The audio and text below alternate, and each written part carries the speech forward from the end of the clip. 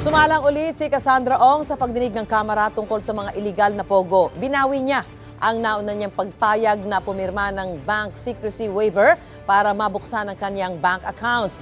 May inamin din siya tungkol sa pag-apply ng lisensya para sa pogo sa Porac, Pampanga.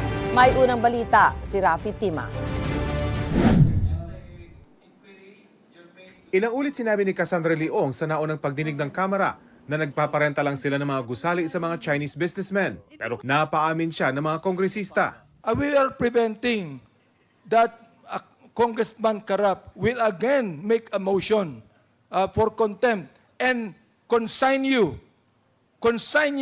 to Mandaluyong Correctional Institution. Now you answer me now, what kind of license did you trying to get from PAGCOR? Mr. Chair, license to operate po ng PAGCOR. Ano?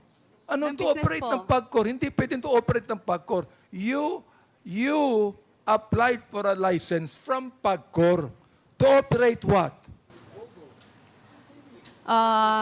To operate POGO po. Yun! Una nang sinabi ni Ong na hindi niya alam ang operasyon ng Pogo sa Porac, Pampanga. Authorized representative lang daw siya ng Lucky South 99.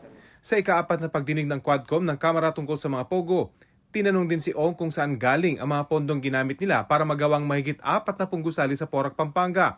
Sagot ni Ong, mana mula sa kanyang ina. Pero hindi niya masagot kung saan eksakto galing ang pera ng mga kasosyo. Hindi kaya galing sa drugs ang negosyo ng mga partner mo, yung mga kasosyo mo? Sigurado po ako, hindi po. Binawi rin ni Ong ang naunang commitment na pumirma ng bank secrecy waiver para mabuksan ang kanyang bank accounts.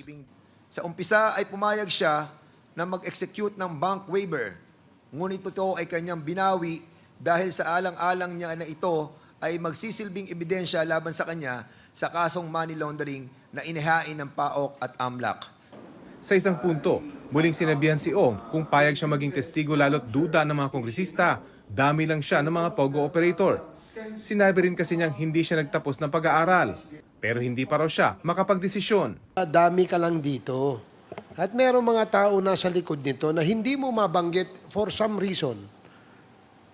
No, for some reason, hindi mo mabanggit kasi maaaring malapit sa'yo, o hindi kaya ay kamag-anak mo, o hindi kaya ay boyfriend mo, o hindi kaya ay siya yung pilit mong tinatago sa amin.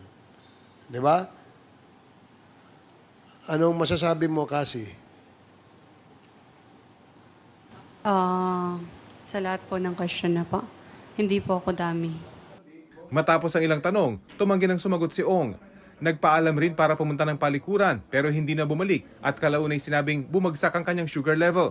Ayon sa doktor ng Kamara, hindi mabasa ng makina ang kanyang sugar level, indikasyon kung gaano ito kababa.